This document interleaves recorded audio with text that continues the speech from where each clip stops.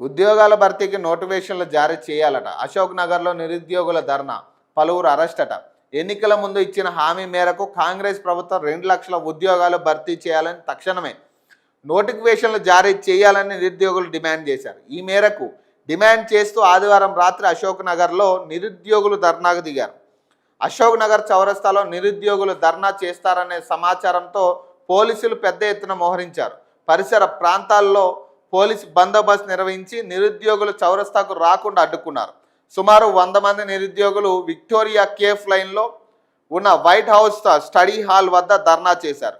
10 నిమిషాల తర్వాత పోలీసులు అక్కడికి చేరుకుని నిరుద్యోగులను చెదరగొట్టారట. శంకర్ నాయక్, కాయ వెంకట్, ఇంద్రానాయక్ అలాగే ముఖ్య కుమార్లను అదుపులోకి తీసుకొని అక్కడి నుంచి తరలించారు. ఈ సందర్భంగా శంకర్ నాయక్ మాట్లాడుతూ నిరుద్యోగులను అరెస్ట్ చేస్తున్న సందర్భంగా పోలీసులు ఈడ్చుకుంటూ వెళ్ళారని ఆరోపించారు. నిరుద్యోగుల సమస్యలు పట్టని ప్రభుత్వం పోటీ పరీక్షల అభ్యర్థులను అరెస్ట్ చేస్తూ నిరంకుశ విధానాలకు పాల్పడుతుందని ఆయన ఆరోపించారట. ఈ నిరుద్యోగుల పరిస్థితి ఎంత ఘోరంగా ఉందంటే దాదాపు ఇది 2 సంవత్సరాల నుంచి మాట్లాడుతున్నాం మనం ఇదే అంశం మీద.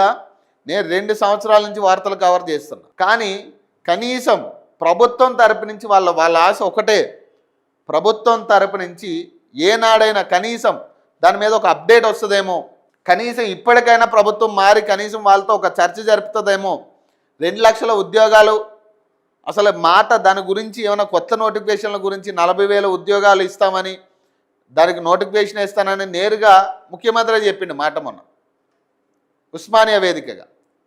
ఈ క్రమంలో ఒకవేళ ప్రభుత్వ ఉద్యోగాల మీద ప్రభుత్వం ఏమైనా మాట్లాడుతుందేమో, స్పందిస్తుందేమో, వీళ్ళతో చర్చలు జరిపిస్తుందేమో అని ఇంకా వాళ్ళు కొట్లాడుతూనే ఉన్నారు.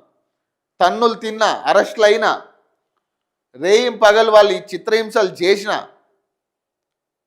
పాపం అదే విధంగా వాళ్ళు మళ్ళీ రోడ్ల మీదకి వచ్చి ధర్నాలు చేస్తున్న పరిస్థితి. ఇప్పటికైనా ప్రభుత్వం కనీసం అంటే రాజకీయ కక్ష సాధింపుల్లాగా మీరు వేరే పార్టీకి అంటగట్టే ప్రయత్నం చేయొద్దు. అందులో చాలామంది ఇక ఈ ఏడాది దాటితే ఇక వాళ్ళకి ఏజ్ అయిపోయే పరిస్థితి ఉంది వాళ్ళకి చాలామందికి.